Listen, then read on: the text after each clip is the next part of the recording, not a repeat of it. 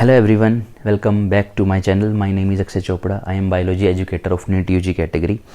प्यारे बच्चों, जैसा कि आप सबको पता है आज 14 नवंबर है और 14 नवंबर बच्चों का दिन होता है. ये इसलिए बच्चों का दिन होता है क्योंकि इसको हम बाल दिवस के रूप में मनाते हैं.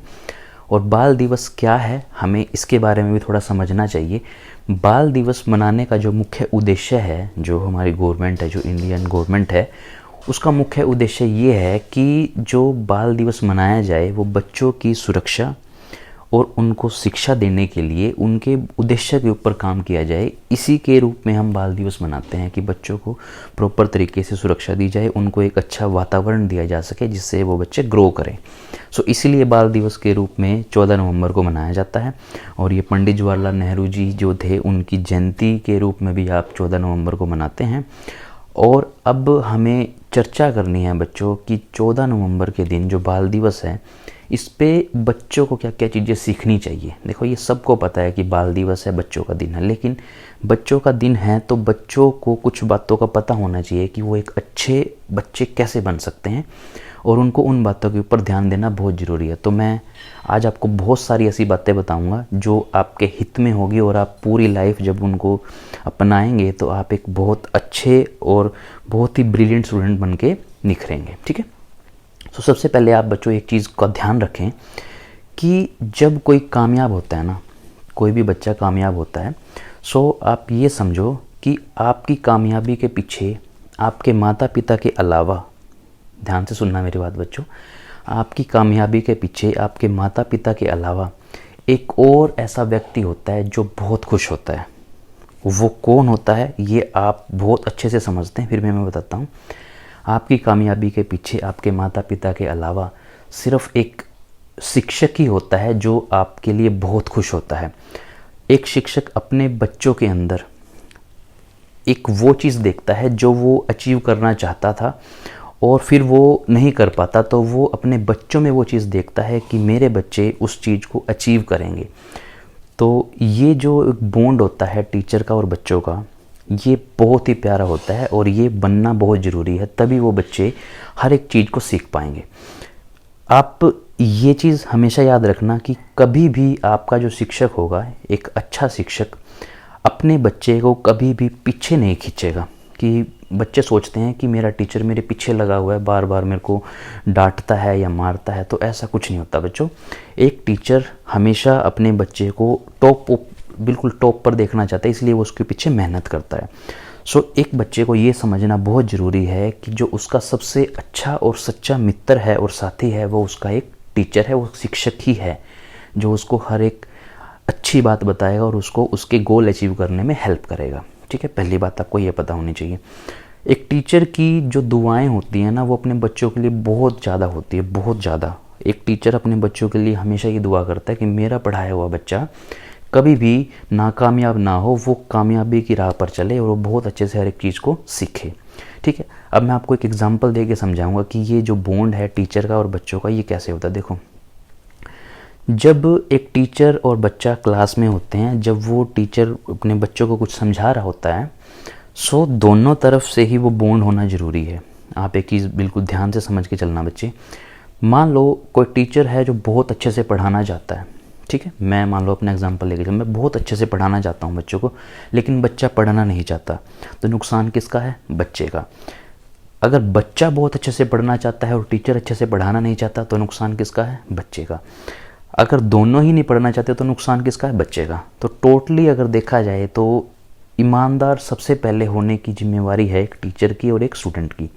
तो दोनों को ईमानदार होना पड़ेगा अपने स्टडी के रिलेटेड, अब अपने दोनों के एक व्यवहार के रिलेटेड. तो जो वो ईमानदार हो जाएंगे दोनों एक दूसरे के व्यवहार के साथ, तो वो एक अच्छी चीज़ ग्रैब करेंगे और वो अपने गोल को अचीव कर सकते हैं.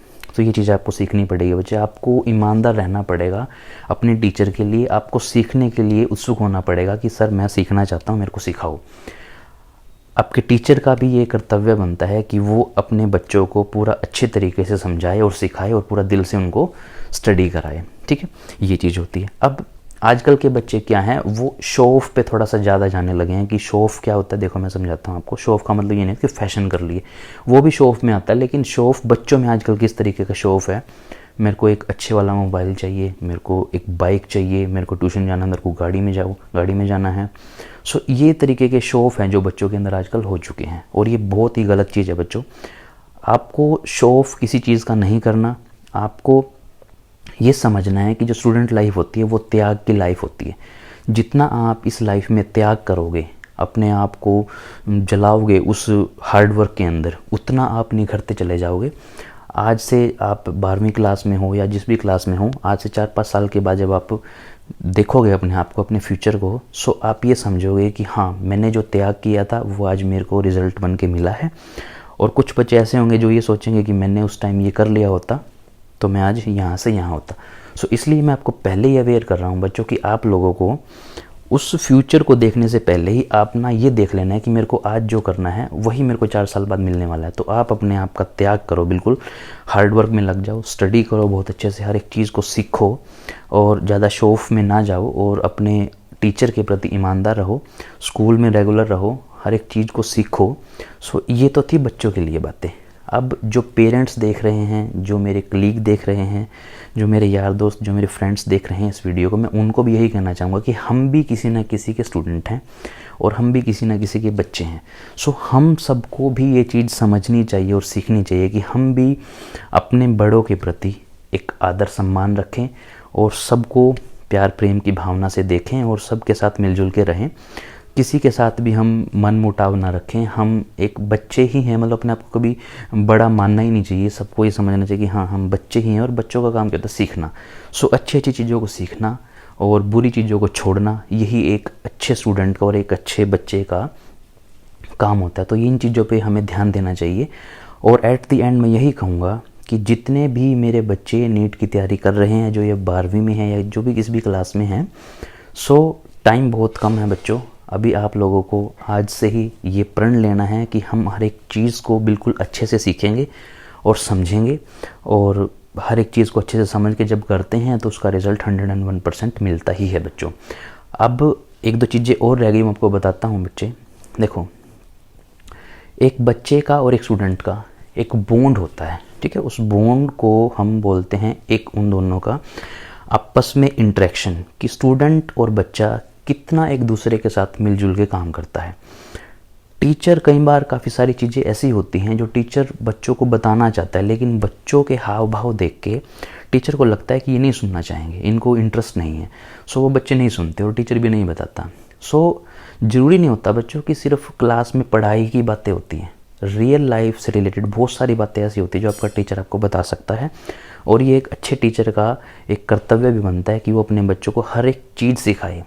रियल लाइफ की सच्चाई क्या है, किस सिचुएशन में क्या स्टेप लेना है, किस प्रॉब्लम में क्या करना है, हर एक चीज़ एक टीचर को बतानी चाहिए उसके बच्चों को। और बच्चों को भी ये समझना चाहिए कि कई बार बच्चे ये कह देते हैं कि लेक्चर देता है, फलाना है, वो है। सो बच्चों को भी ये समझना चाहिए बेटा कि आपको ये बातें जो बताई जा रही हैं ये आपके आने वाले फ्यूचर के लिए, उज्जवल भविष्य के लिए बहुत कारगर साबित होने वाली हैं। सो हर एक बच्चे का ये कर्तव्य बनता है कि जब उसका टीचर उसको कुछ बताता है तो उसको बिल्कुल अच्छे तरीके से समझे और सीखे और उस राह पर चले जिस राह पर उसके टीचर ने उसको चलना सिखाया है, ठीक है। ये शो ऑफ और ये सब चीज़ें छोड़ दो बच्चों, अब इस चीज़ का टाइम नहीं है बिल्कुल भी। आपको बिल्कुल स्ट्रिक्ट होकर पढ़ाई करनी है और अपने आप को निखार के बोर्ड एग्जामिनेशन में, जो भी आप कॉम्पिटिटिव एग्ज़ाम की तैयारी कर रहे हैं, उसमें आपको अच्छे मार्क्स लेके आने हैं। तभी आप एक अच्छे और सच्चे बच्चे माने जाओगे, तभी आपको बोला जाएगा कि हाँ, बनना है तो इस जैसा बच्चा बनो। सो आपको एग्जाम्पल बनना है किसी के लिए कि हाँ, वो बच्चा देखो, तो आपको वो करने के लिए इन चीज़ों का ध्यान रखना पड़ेगा। एट द एंड मैं यही कहूँगा, मैं अक्षय चोपड़ा इस चैनल के साथ आपके साथ जुड़ा हुआ हूँ। सो आपको किसी भी तरह की कोई भी दिक्कत है तो मैं आपको हर बार बोलता हूँ, आप मेरे को कमेंट करो, आप मेरे से पूछो, मैं हर एक बच्चे की हेल्प करूँगा। और नीट और बायोलॉजी वाले बच्चों के लिए तो कोई टेंशन लेने की नीड है ही नहीं, मैं खड़ा हूँ और हमेशा आपके साथ खड़ा रहूँगा। सो बच्चों, एट द एंड मैं यही कहूँगा, आप इस चिल्ड्रन डे पे ढेर सारी चीज़ों को सीखो, अपने आप को चेंज करो थोड़ा सा और एक अच्छे बच्चे बनो। At the end, happy children day to all my dear and near students. Thank you so much बच्चों।